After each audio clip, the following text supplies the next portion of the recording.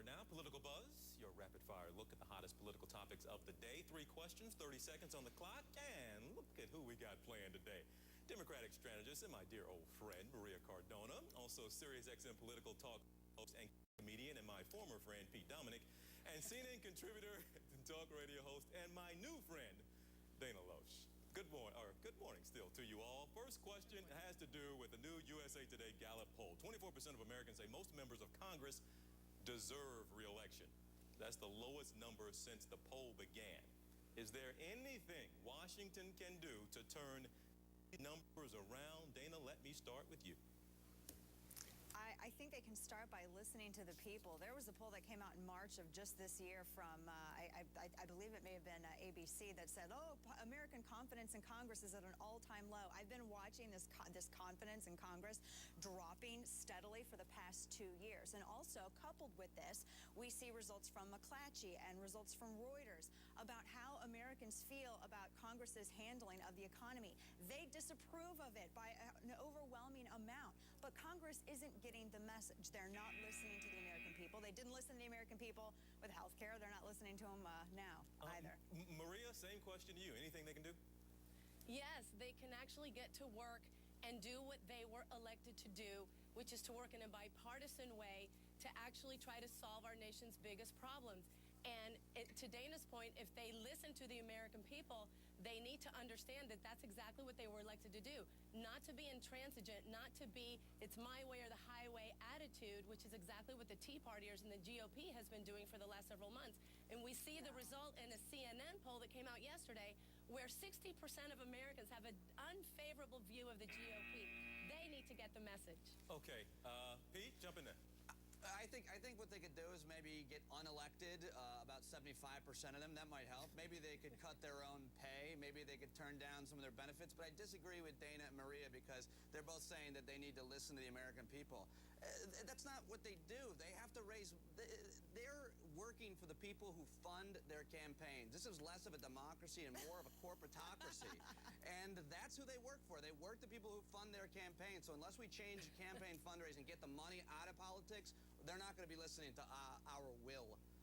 All right, so let me move on to the next question, but Lord knows I wanted to do a follow-up right then. Texas Governor Rick Perry looks like he's about to jump into the presidential race. If he does, and let me start with you this time, Maria, if he does jump into the race, which of those GOP candidates should be worried?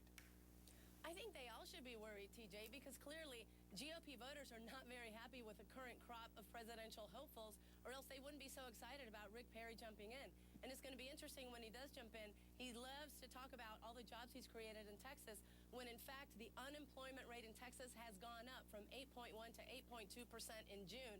And all the jobs that have been created have been low-wage jobs. And let's not forget, he was the one who was advocating for secession from the Union. Not a mainstream point of view, not a mainstream candidate. All right, Dana, you go.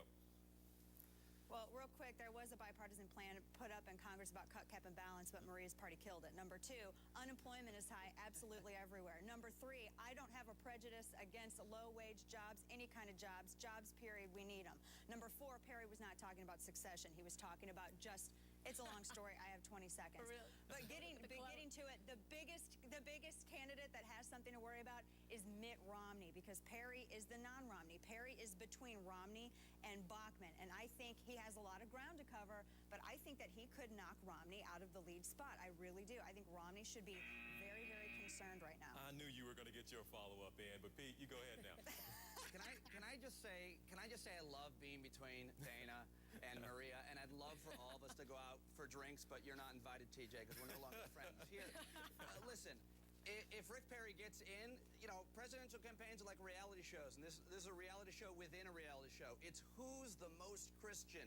Rick Perry can probably take a chip out of Michelle Bachmann, as well as Rick Santorum. He's going to be gone, I think, after Iowa, and especially if Rick Perry gets in. Also, there is another little competition here. Who's the best looking? Is it Mitt Romney or Rick Perry? Clark Kent and Bruce Wayne. They don't have TJ Home good looks, but they're both handsome. Oh, Pete, I love you. 20 seconds better now. hair. It may come down to that. 20 seconds now on the clock. This is the buzzer beater for the day, and we're talking about former Arkansas Governor Mike Huckabee. He is going to join gospel singer and presidential candidate Herman Cain on stage at the Iowa straw poll in Ames this weekend.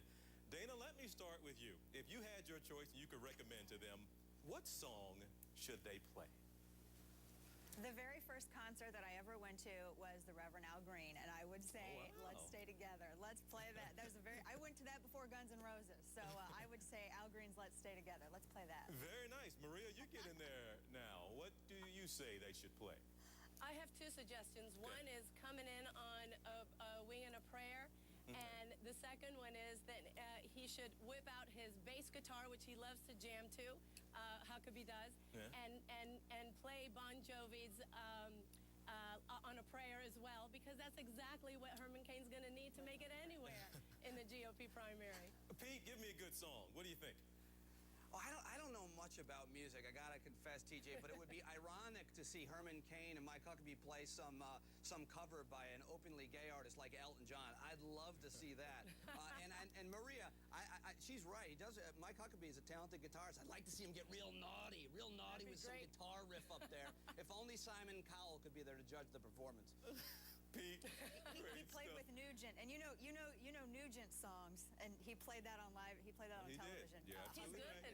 He's Well, good. Dana, Maria, and my good friend Pete, good to see you again, buddy. Good to see you all. Thanks I'll so be much. tweeting about you. I will be tweeting all about you, TJ Holmes, you handsome devil. I'm sure you will. Hey, guys, thanks.